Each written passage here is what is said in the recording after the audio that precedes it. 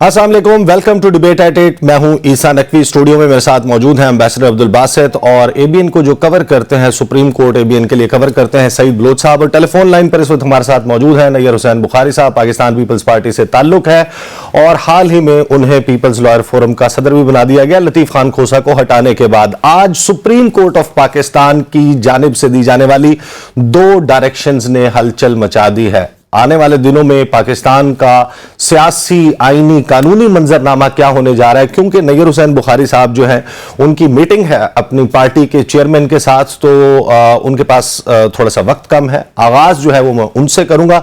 मैं आपको बिल्कुल शुरू में ये बता दूं कि आज हमें वफाकी दारुल हुकूमत में वो वाइब्स आ रही हैं। 2007 का रिपीट क्या होने जा रहा है, क्या एक और वकला तहरीक शुरू हो रही है, कुछ तफसीलात बाद में। चौधरी एतजाज अहसन साहब ने गुज़श्ता रात एक बयान दिया, पहले वो बयान सुन लीजिए, फिर नैयर हुसैन बुखारी साहब से बात करते हैं। और कल के बाद रोजाना 11 बजे सुप्रीम कोर्ट इस्लामाबाद की गेट तक पहुंचना चाहिए और बिल्कुल पुरअमन रहना चाहिए। पुरअमन रहे और सिर्फ वहाँ कतबे उठा रखें जिनमें लिखा हो हम मुल्क बचाने निकले हैं, आओ हमारे साथ चलो, और चीफ तेरे जाने सा बेशुमार और नजरिया चीफ तेरे जानिसार बेशुमार। चौधरी एतजाज अहसन साहब, पाकिस्तान पीपल्स पार्टी के स्टॉलवर्ट, लतीफ खोसा साहब, उनकी गुफ्तगू आप गाहे बगाहे सुनते रहते हैं। नैयर हुसैन बुखारी साहब, आपको मेरी आवाज आ रही है? Welcome to the show.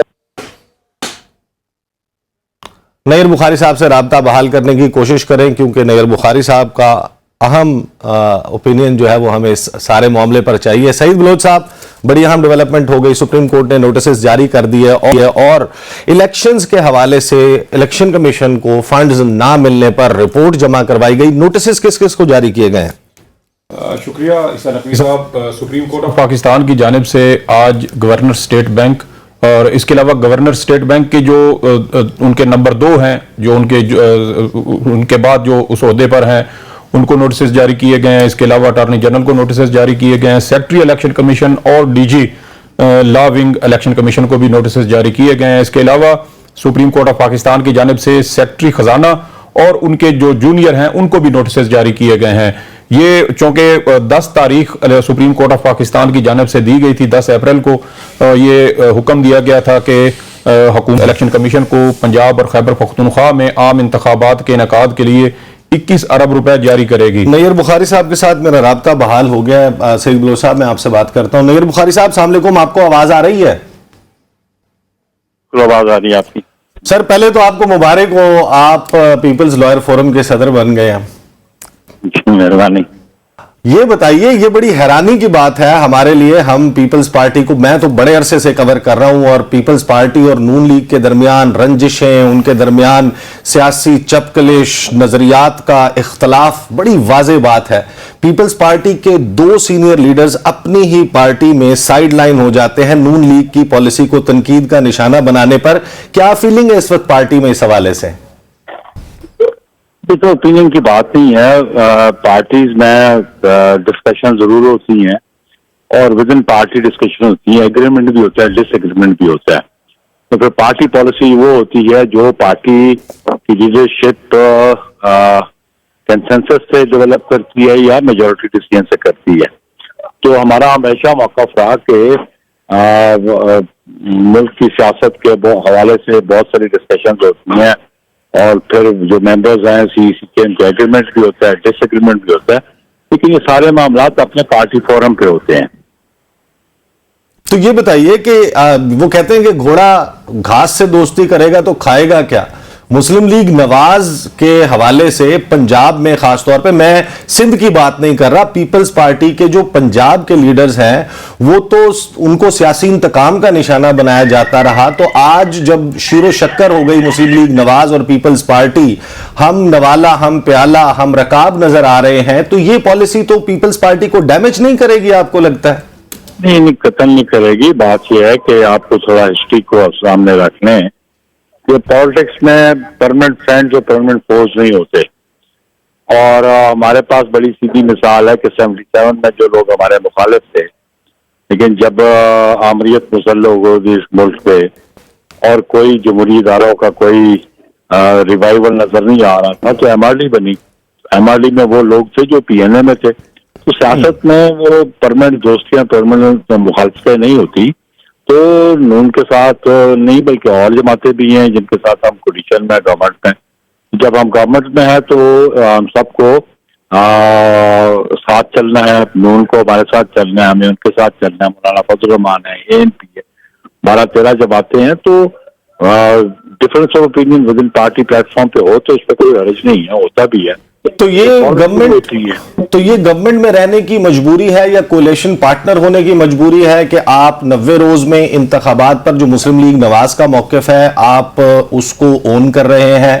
جو معزز جج صاحبان ہیں سپریم کورٹ کے, ان کے نام لے کر ان کے خلاف ریفرنسز دائر ہونے کی بات ہو رہی ہے, آپ اس کو بیک کر رہے ہیں. جو عدلیہ کے خلاف پارلیمنٹ سے قراردادیں آ رہی ہیں آپ اس کا حصہ ہیں. کیا یہ کولیشن کی مجبوریاں ہیں یا پیپلز پارٹی کا اپنا موقف بھی یہی ہے ان حوالوں سے؟ دیکھیں, جب ہم گورنمنٹ میں ہیں تو فیصلے مشاورت سے ہوتے ہیں, پہلی بات تو یہ. دوسری بات ہے کہ ہمارا کوئی الیکشن الائنس نہیں ہے, ہم میں کوئی ہماری پارٹی کو مرج نہیں ہوئی. ہماری پارٹی کا اپنا وجود ہے, ہماری پارٹی کا اپنا مینیفیسٹو ہے, ہمارے پارٹی کے اپنے پرنسپلز ہیں, ہم ان پہ کاربند ہیں. لیکن چونکہ ہم نو کنفیڈنس میں اکٹھے تھے, ان کے ریموول پہ, عمران خان کے ریموول پہ اکٹھے تھے, تو ججز کے حوالے سے ججز خود وہاں پہ ڈیوائیڈڈ ہے. سپریم کورٹ ان کے اوپینین ڈیوائیڈڈ ہے. تو ابھی یہ معاملہ جو ہے وہ 90 ڈیز والا ہم تو بلیو کرتے تھے, لیکن جو سپریم کورٹ کی ورڈکٹ تھی وہ بھی بیانڈ 90 ڈیز تھی. تو پیپلز پارٹی تو ہمیشہ کہتی ہے کہ کانسٹیٹیوشن کو اپ ہولڈ کرنا چاہیے, اس کے لیے ہم نے سیکریفائسز بھی کی, اور ہم کانسٹیٹیوشن کی سپرمیسی میں ہم بلیو کرتے ہیں. لیکن کانسٹیٹیوشن میں اور پروویژنز بھی ہیں کہ جب ایسے حالات آ جائیں کہ الیکشن نہ ہو سکے تو آرٹیکل 254 بھی موجود ہے. بات یہ ہے کہ پیپلز پارٹی تو 90 ڈیز میں بلیو کرتی تھی, لیکن الیکشن کرانا پیپلز پارٹی کا کام نہیں تھا. الیکشن کرانا الیکشن کمیشن آف پاکستان کا کام تھا, ڈیٹ ان کو دینی تھی. وہ جب بھی الیکشن کرواتے تھے, کروانے کو کہتے ہیں, پیپلز پارٹی ہمیشہ تیار تھی. ودن 90 ڈیز ہوتے تب بھی ہم تیار ہے, بیونڈ 90 ڈیز ہوتے تب بھی ہم تیار. تو اب دو معاملات ہمارے سامنے ہیں, دونوں پر آپ کی رائے درکار ہے. پھر ظاہر ہے کہ آپ کی میٹنگ ہے چیئرمین بلاول بھٹو زرداری سے, تو میں بالکل آپ اس کے بعد جا سکتے ہیں. بس مجھے دو باتیں بتا دیں. ایک, جو پارلیمنٹ کے مشترکہ اجلاس سے پاس کیا گیا وہ bill, supreme court practice and procedure bill, اس کو پاس کیا گیا. وہ دونوں ایوانوں سے پاس ہونے کے بعد صدر کے پاس چلا گیا. صدر نے اس کے اوپر اپنا ایک خط لکھا, اس کو پارلیمنٹ کو واپس بھجوا دیا.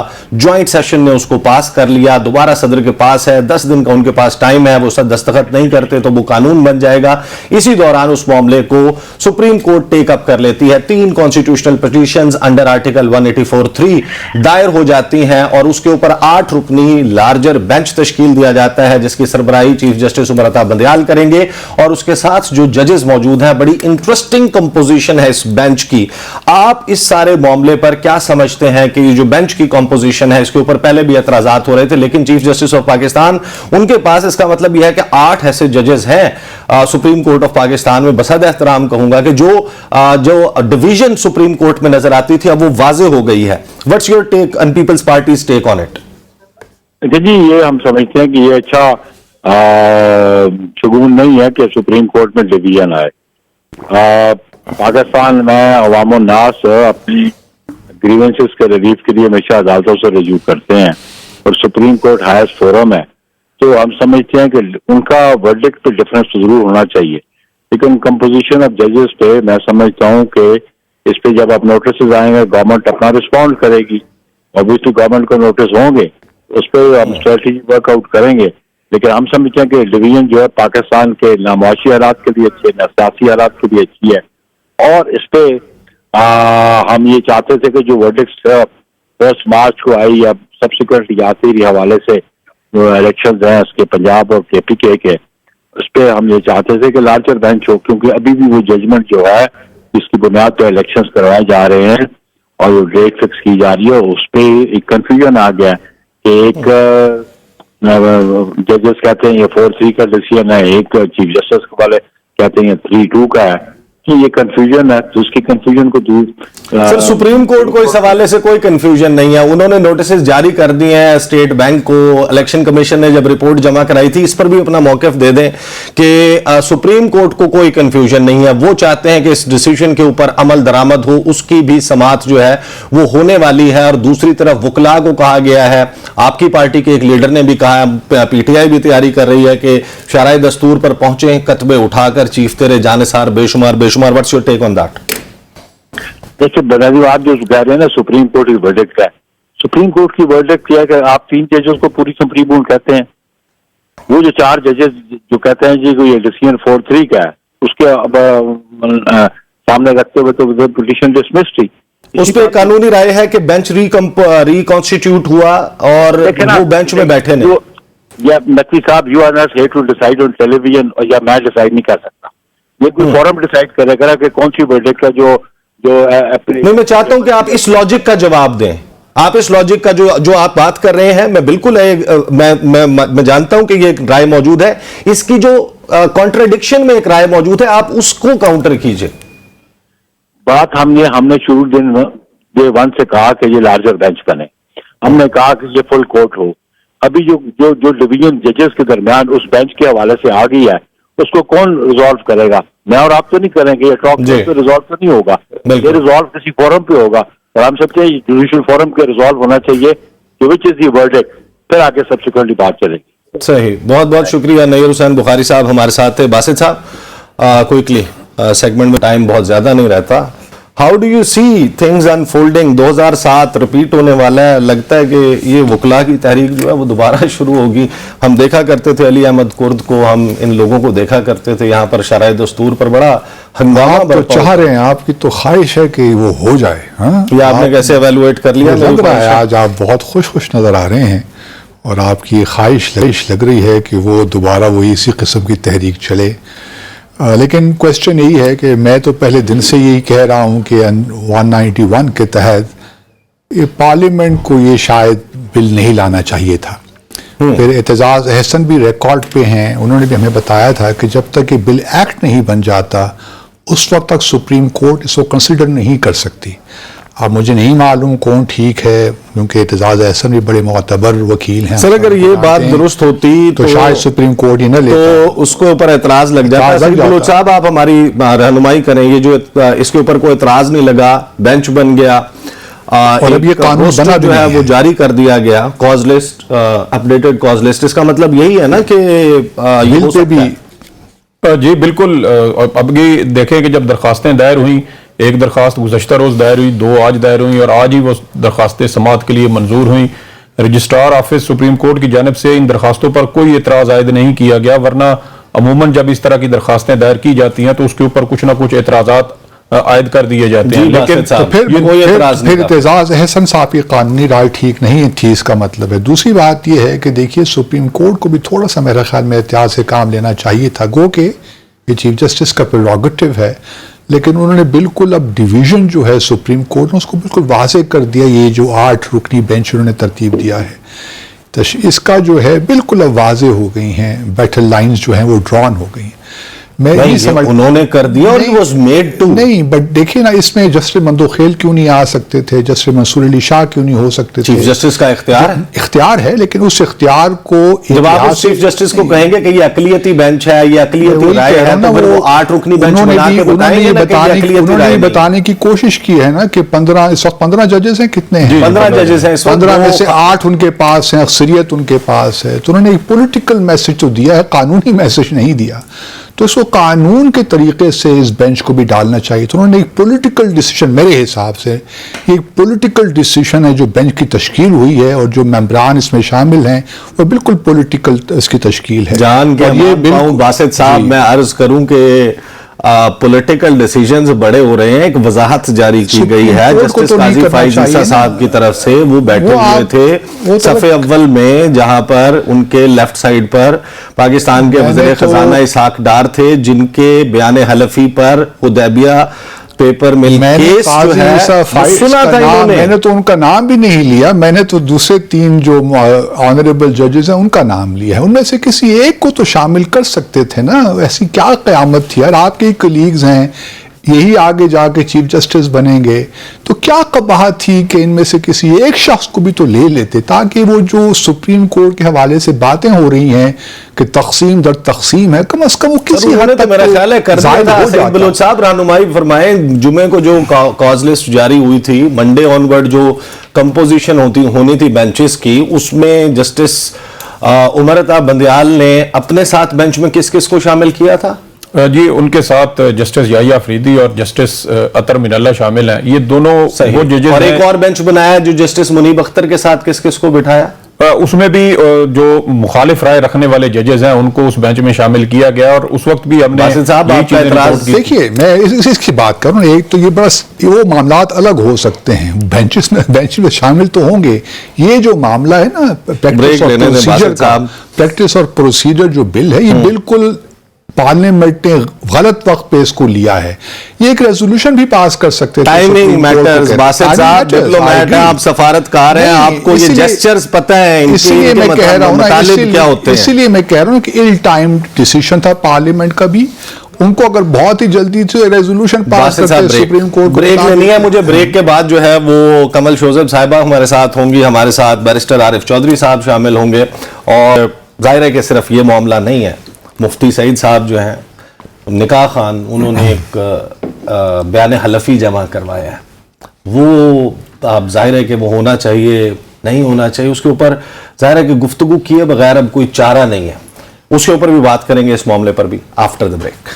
Welcome back after the break. Break के दौरान हमें पाकिस्तान तहरीक इंसाफ से कमल शोजब साहिबा ज्वाइन कर चुकी हैं। वेलकम टू द शो कमल साहिबा। साथ ही स्टूडियो में हमें ज्वाइन किया है जमान मुगल साहब ने, एबीएन के लिए अदालती मामलात को कवर करते हैं। आपको मालूम है कि इस वक्त अदालती महाज जो है वो गर्म हो रहा है। जमान मुगल साहब से मैं आगाज करूंगा। एक मुफ्ती सईद साहब हुआ करते थे, वो अचानक से जो है उनके खबरों में वो वारिद हुए हैं, और खबरों में अब जो चीज़ें आई हैं, एक हसास मामला है। बहुत सारे लोग समझते हैं कि ज़ाती नौयत का मामला है, टाइमिंग बहुत अहम है। मैं सिर्फ आपको बयान हल्फी की डिटेल जो है वो चाहता हूं कि जमान मुगल साहब से ले लें। जमान मुगल साहब, ये मुफ्ती सईद साहब ने क्या किया, ये ज़रा बताएं, कोर्ट में हुआ क्या? बिस्मिल्लाहिर्रहमानिर्रहीम। आज अदालत में अजीब इत्तेफाक था कि मुफ्ती सईद साहब जो इस्लामाबाद के मज़ाफ़ाती इलाके के रहने वाले हैं, वो अदालत में पेश हुए और उनके साथ उनके वकील रिजवान अब्बासी साहब पेश हुए हैं। और ये अजीब इत्तेफाक था हमारे लिए भी कि रिजवान अब्बासी साहब एक तरफ इमरान खान साहब के जो मुकदमात हैं उनमें सरकार की तरफ से पेश होते हैं, और दूसरी जानब आज वो पेश हुए मुफ्ती सईद साहब के साथ। मुफ्ती सईद साहब ने आज कोर्ट में अपना बयान कलम बंद करवाया है, और वो जो एफिडेविट उन्होंने दिया है उसकी कंस्ट्रक्शन से ये लगता था कि यह एफिडेविट बड़ा सोच समझ के कहीं पहले लिखा गया है और लिखने के बाद उसको जहां पे पुटअप किया गया है। अगर आप उस एफिडेविट की कंस्ट्रक्शन को देखें तो उसमें उन्होंने दो चीज़ें बड़ी खतरनाक लिखी हैं। एक, उन्होंने फ्रॉड का लफ्ज़ इस्तेमाल किया है, और दूसरा उन्होंने कहा है कि धोखा दिया है। तो ये दो चीज़ें जो है ना, ये उसमें डेंजरस हैं। बाकी बज़ाहिर जो अदालती कार्रवाई है उससे कोई ऐसी चीज सामने नहीं आती। मुगल साहब, मैं इस पे आपसे बात कंटिन्यू करता हूं। कमल शोजब साहिबा, आपके इल्म में है ये मामला है, हम नहीं चाहते थे कि इस मामले को डिस्कस किया जाए, लेकिन अब ये खबरों की जीनत है, इस पर पाकिस्तान तहरीक इंसाफ का मौक़िफ़ क्या है, पहले तो ये बताइए। Thank you very much. असल में आजकल खबरें जो है ना, वो ऐसे लगता है खबरों की जीनत वो बन रहा है जो अक्सर लोगों के घरों की बातें होती हैं, अंदर की बातें बाहर। अब ये मामला इस तरीके से उठाया गया, तो जो जमान मुगल साहब ने आपको बताया, मैं उसी से बात आगे बढ़ाती हूँ।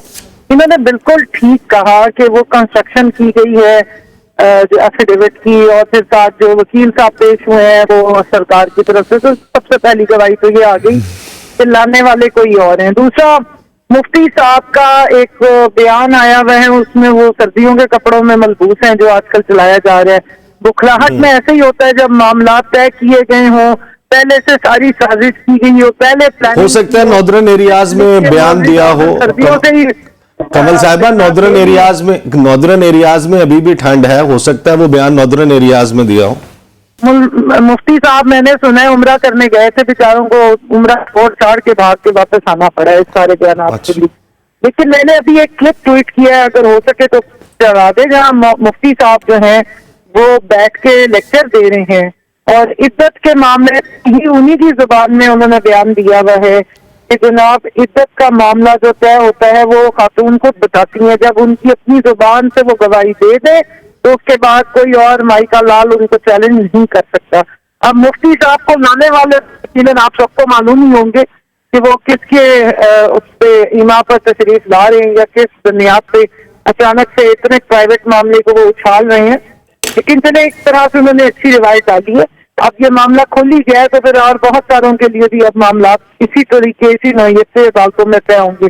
پہلے ٹہریان کیس لے آئے تھے, اس کے یہاں پہ جو مامے چاچے ہیں ان کو ان کی ولدیت کا بڑی فکر ہوئی بھی تھی کہ ٹہریان کے والد صاحب لاپتہ ہے, تو انہوں نے کہا چلو اور کچھ نہیں ہے عمران خان صاحب کے ہی نام پہ تھوپ دیا جائے.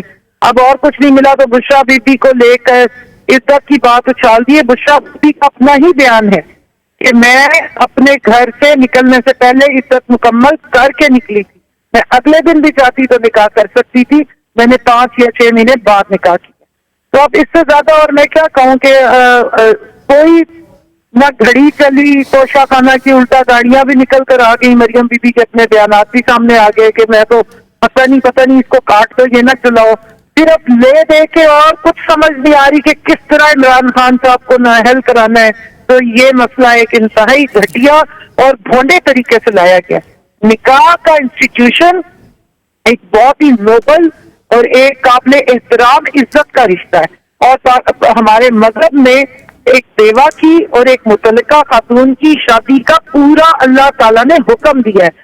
ہاں اگر شہباز شریف صاحب کے معاملات ہو پھر تو ہمیں عزت کی بات سوچنی چاہیے تھی, جہاں پر سرکاری ملازم سے زبردستی ان کی بیوی کو کمل صاحبہ let's not go there, because دیکھیں پالیٹکس میں مذہب, پالیٹکس میں ذاتیات, پالیٹکس میں کسی کا بھی کوئی ذاتی مسئلہ ہے, ہم تو کہتے ہیں کہ ہم اس کے قائل نہیں ہیں.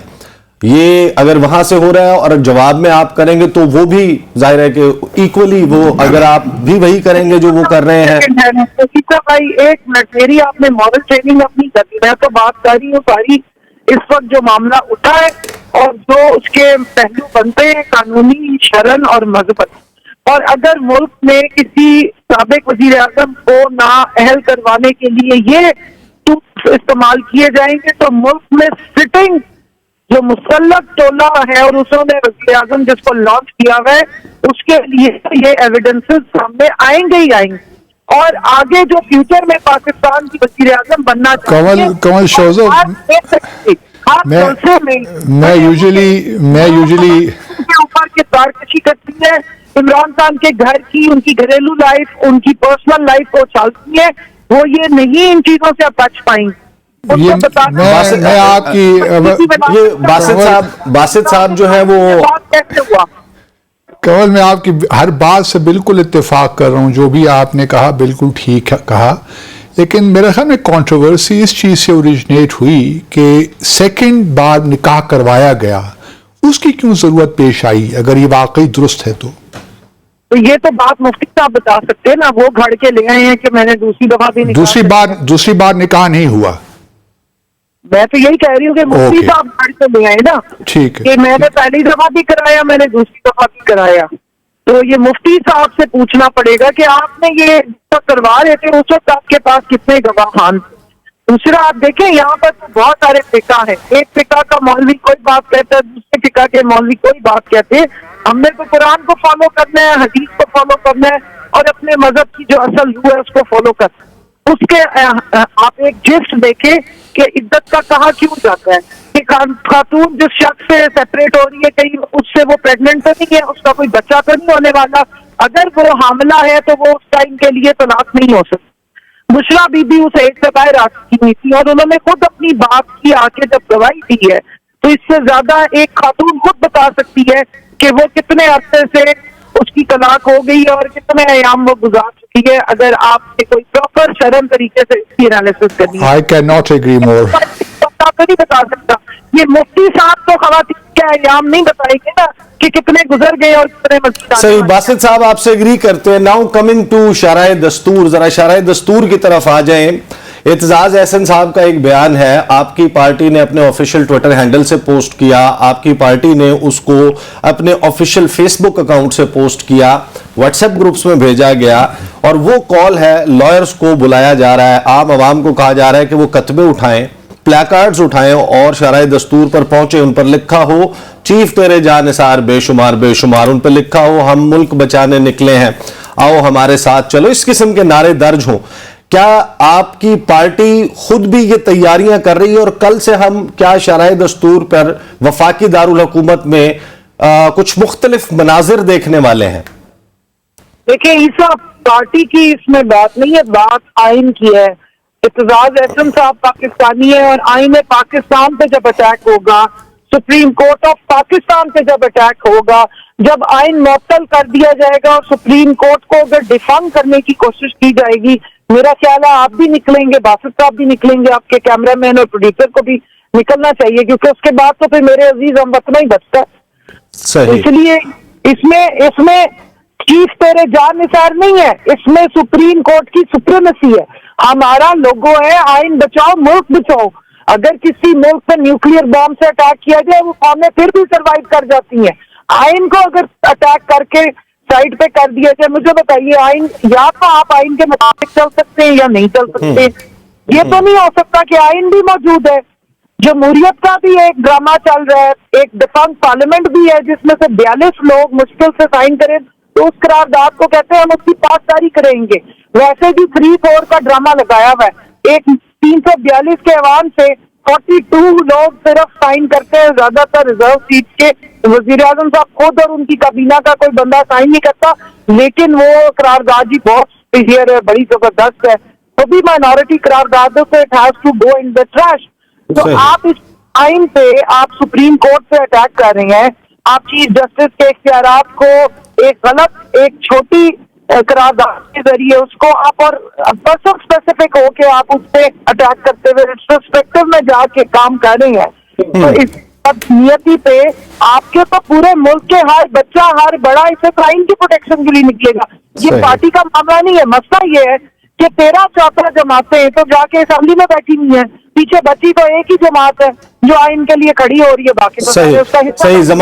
زمان مغل صاحب ہیں میرے ساتھ، آج یہ وہاں پر موجود تھے کچہری میں جس وقت یہ مفتی سعید صاحب آئے، میں ذرا ان سے آپ کو بھی سنوانا چاہتا ہوں، ان کی باڈی لینگویج کیسی تھی مفتی صاحب کی جب وہ آئے؟ جی، مفتی صاحب جب تشریف لائے ہیں تو ہم نے کوشش کی تھی کہ ان سے یہ پوچھنے کی کہ مفتی صاحب جب یہ نکاح ہوا تھا تو اس وقت آپ تشریف لے گئے تھے لاہور، اور اس کے بعد آپ اپنے بیان میں کہہ رہے ہیں کہ دوبارہ بھی میں نے نکاح کروایا، تو کیا جب آپ نے یہ دونوں مرتبہ نکاح کروائے تو اس وقت یہ چیزیں جائز تھیں جو آج آپ سٹیٹمنٹ دے رہے ہیں اور آپ کہہ رہے ہیں کہ انہوں نے دھوکہ دیا ہے، لیکن انہوں نے اس طرح کے سوالات کا جواب دینے سے گریز کیا تھا؟ ابھی جیسے جیسے یہ معاملہ آگے بڑھے گا، کورٹ میں عمران خان صاحب کی طرف سے جب وکیل پیش ہوں گے، وہ کراس کوسچننگ کریں گے، تو یہ چیز سامنے آئے گی کہ کیا مفتی صاحب نے اس وقت جو کیا تھا وہ درست تھا، یا خدا نہ کرے کہ اس وقت کسی طریقے سے ان کو جو ہے وہ تیار کر کے عدالت میں لایا گیا ہے، لیکن یہ اب جب کیس آگے بڑھے گا تب جا کے یہ چیزیں سامنے آئیں گی۔ آپ کی کیا انڈرسٹینڈنگ ہے کنول صاحبہ کہ یہ ایک کے بعد ایک کیس، وہ کہتے ہیں کہ آپ کی حکومت جو ہے وہ کرپٹ تھی، آپ کی جو اس وقت کی آپ کی اپوزیشن تھی، کرپشن کا کوئی کیس کیوں نہیں آیا ابھی تک؟ کرپشن کے کیس بڑی کوشش کی نا، وہ گھڑی چور کرتی پھسل گئی، بی ایم ڈبلیو سے مکر گئی ہیں، 4 فلیٹ میں رکھی ہوئی ہے بی ایم ڈبلیو، کسی پتہ نہیں کس نے دے دی تھی، میری فیملی نے گفٹ کی ہوگی، چوری اگر کسی نے کی نہ ہو تو چور کیسے بنا سکتے ہیں؟ آپ دیکھیں کہ وہ فیڈرل کی نہ صرف حکومت، کشمیر کی حکومت، جیسے بلوچستان کی، اور ابھی جو پنجاب اور کے پی کی حکومت، 4 خزانوں پہ یہ بیٹھے ہوئے، اس شخص کو صرف ایک گھڑی ملی تھی، اور دوسرا مفتی صاحب جس دن دوسرا بقول ان کے نکاح کا مارکا مار کے آئے تھے تو اس دن آ کے کیوں نہیں بولے تھے؟ یہ آج ان کو اس وقت کیوں یاد آ رہا ہے اچانک سے، جب پوری اس وقت اسٹیٹ کی مشینری اور 14 جماعتیں نا پر منہ سے زور لگا رہی ہیں کہ عمران خان کو نااہل کر دے، آج انہیں یاد آ گیا ہے کہ جناب وہ عزت پوری نہیں ہوئی تھی۔ مفتی صاحب کو اپنی بیگم کی عزت کا پتہ ہوگا، دوسری کے بیگم کا وہ عزت کا نہیں بتا سکتے۔ یہ اللہ کا فضل ہے کہ ہر بندے نے اپنی ذات کا خود جا کے جواب دینا ہے، اور خواتین کا تو خاص طور پہ ان کو اس قسم کی بات کرتے ہوئے شرم آنی چاہیے مسئلہ سارا یہ کہ مذہب کے ہتھیار استعمال کرنے ہیں، مذہبی کارڈ استعمال کرنے ہیں.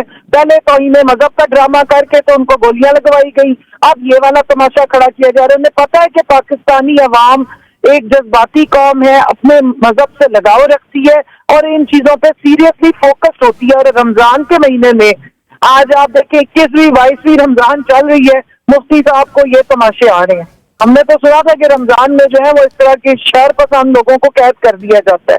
کنول صاحبہ، انہوں نے بات کی ہے، یہ ایک خاتون کی انہوں نے نہیں پورے معاشرے کی عورت کی بے عزتی کی ہے. صحیح. کنول صاحبہ مجھے بریک لینی ہے، بریک کے بعد گفتگو کے سلسلے کو بڑھاتے ہیں، ہمارے ساتھ رہیے گا. Welcome back after the break. Kanwal صاحبہ بس مجھے کوئکلی یہ بتا دیجئے گا کہ عمران خان صاحب گزشتہ چند دنوں سے جو خطاب کر رہے ہیں اس میں وہ بار بار کہہ رہے ہیں کہ ہم عدلیہ کے ساتھ کھڑے ہیں اور عدلیہ کے فیصلوں پر عمل درآمد کے لیے ہم اگر سڑکوں پر نکلنا پڑا تو ہم سڑکوں پر نکلیں گے. اس حوالے سے کیا آپ کو بھی کوئی انسٹرکشنز دی گئی ہیں؟ آپ لوگ کچھ تیاری کر رہے ہیں؟ دیکھیے جی، ہم تو 25 مئی کیا ہم تو 9 اپریل کے بعد سے سڑکوں پہ ہی ہیں اور تیاری بھی کر رہے ہیں. میں صرف اتنا کہنا چاہتی ہوں کہ اگر سپریم کورٹ کی سینکٹیٹی بھی ختم ہوگی، اللہ نہ کرے، اگر آئین کو بھی ماننا نہیں ہے، سپریم کورٹ کے فیصلوں کو بھی نہیں ماننا، آپ مجھے بتا دیں گے پھر پاکستان میں اور کس کے پاس جانا ہے؟ کس سے جا کے کہنا ہے کہ یہ قانون اور آئین اگر رہے گا، رول آف لا کو آپ بالکل یا اپنی آئین کو ایبروگیٹ کر دیں گے یا اس کو بھی سائڈ لائن کر دیں گے، تو پھر ہم کس کی طرف دیکھیں؟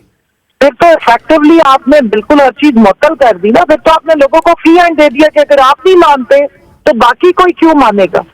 مجھے بتائیے پھر یہ جو چین آف کمانڈ چلتی ہے یہ کیسے اس کو انٹیکٹ رکھ سکتے ہیں؟ پھر تو کوئی بھی اٹھ کے کہہ سکتا ہے کہ میں نہیں مانتا آپ کی بات. اگر یہ سپریم کورٹ کی بات نہیں مان رہے تو یہ تو اوپر سے نیچے تک ٹرکل ڈاؤن افیکٹ ہے. اسی لیے بھی وزیر یہ خان صاحب کہہ رہے ہیں کہ بھئی آپ کو آئین کی سپریمیسی کو، قانون کو اور اس سارے انسٹیٹیوشنز کو اس کو ہولڈ ٹوگیدر کرنے کے لیے آپ کی ایک چین آف کمانڈ ہے اور سپریم کورٹ سب سے سپیریئر ہے، سب سے بڑی کورٹ ہے پاکستان کی. اس کے بعد کیا بچتا ہے؟ باسط صاحب بیٹھے ہوئے ہیں، بیوروکریٹ ہیں، ان سے پوچھیے کہ آئین اور قانون آپ اس وقت تک پابندی لگا سکتے ہیں نا جب آپ اوپر سے نیچے تک آ رہا ہوتا ہے. چین آف کمانڈ ہی ختم ہو جائے، ہر ایک بندہ اٹھ کے کہہ دے میں نہیں مانتا، دوسرا بھی کہے گا میں نہیں مانتا. اس بات پہ تو ہمارے اوپر تو یہ سیڈیشن کے کیسز بناتے رہے ہیں کہ جی وہ تو آپ بھڑکا رہے ہیں عوام کو کہ جی بات نہ مانو، یا فلانوں کو بھڑکا رہے ہیں کہ نہ مانو یا بغاوت کی باتیں کریں. یہ تو پریکٹیکلی ہو رہا ہے، آپ کے سامنے ہو رہا ہے. اس سے زیادہ خطرناک خوفناک بات کیا ہوگی؟ صحیح. بہت بہت شکریہ کنول شوزیف صاحبہ، آپ نے ٹائم نکالا ہمارے لیے. اور اب ہمیں جوائن کر چکے ہیں بیرسٹر عارف صاحب. السلام علیکم چودھری صاحب، آپ کو آواز آ رہی ہے؟ جی بالکل آ رہی ہے آواز. سر کیا 2007 کا ریپیٹ ہونے والا ہے؟ سپریم کورٹ کے باہر سنا ہے کہ وکلاء اکٹھے ہونے کی تیاری کر رہے ہیں، اور کیا کوئی وکلاء تحریک سٹارٹ ہونے والی ہے؟ دیکھیں بات یہ ہے کہ اس وقت Pakistan complete constitutional break down کی صورتحال کا شکار ہوتا جا رہا ہے. بڑی تیزی سے ہم اس طرف بڑھ رہے ہیں. وہ ادارے جنہیں پاکستان کے تحفظ کا ضامن سمجھا جاتا ہے وہ اپنے طور پر ایک دوسرے کے خلاف نبرد آزما ہے اور دونوں طرف سے بڑے زور سے پاکستان کے آئین کے تحفظ کی قسمیں کھائی جا رہی ہیں. اور یہ قسمیں اس وقت کھائی جاتی ہے جب کسی کو اندر سے یقین نہ ہو چیزوں کے کرنے کا یا رہنے کا. ورنہ کوئی ضرورت نہیں ہے، ایک دفعہ آپ نے حلف اٹھا لیا، بار بار آپ کیوں حلف اٹھا رہے ہیں؟ حلف بھی اٹھا رہے ہیں اور اس کے بعد مخالفت بھی کر رہے ہیں آئین کی، بالکل یعنی کھلا خلاف ورزی ہو رہی. ایسی صورتحال میں سمجھتا ہوں کہ پاکستان میں اس سے پہلے یقیناً آئی تھی، اور جس کا آپ نے حوالہ دیا اس وقت یہ طے ہوا تھا پاکستان کے تمام وکلاء جو تھے بغیر کسی تمیز کے، بغیر کسی تفریق کے، سب اکٹھے ہو کر انہوں نے ایک جنگ لڑی تھی. وہ جنگ اس وقت کے چیف جسٹس افتخار چودھری کے لیے نہیں تھی.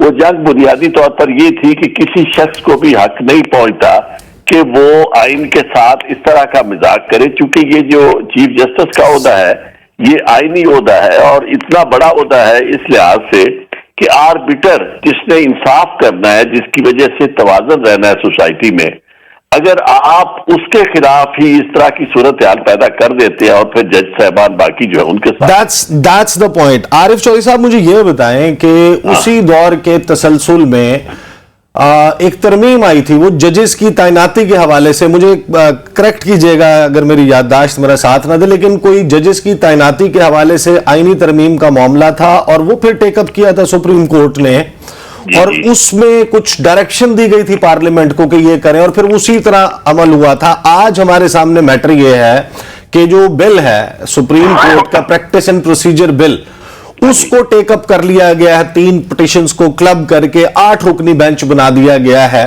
تو آپ کیا سمجھتے ہیں کہ سپریم کورٹ اس کو کالعدم قرار دے دے گی اس قانون کو؟ دیکھیں سپریم کورٹ بالکل اسے کالعدم قرار دے دے گی، اس کی وجہ یہ ہے ابھی تو قانون بنے ہی نہیں چودھری صاحب، تو کیسے کالعدم قرار دے دیں؟ اس کے بعد اور کیا بننا ہے؟ بات یہ ہے کہ صرف آپ کا مطلب ہے کہ سائن ہوگا تو پھر بنے گا، صورتحال تو وہ پیدا ہو گئی ہے ابھی، یعنی مطلب سینٹ نے کر دیا، اب تو یعنی آئین جوائنٹ سیشن نے بھی کر دیا، جوائنٹ سیشن انہوں نے کر دیا دوبارہ، اگر چند دن اور انتظار وہ کریں گے تو الٹیمیٹلی خود یہ اپنا لا بن جائے گا۔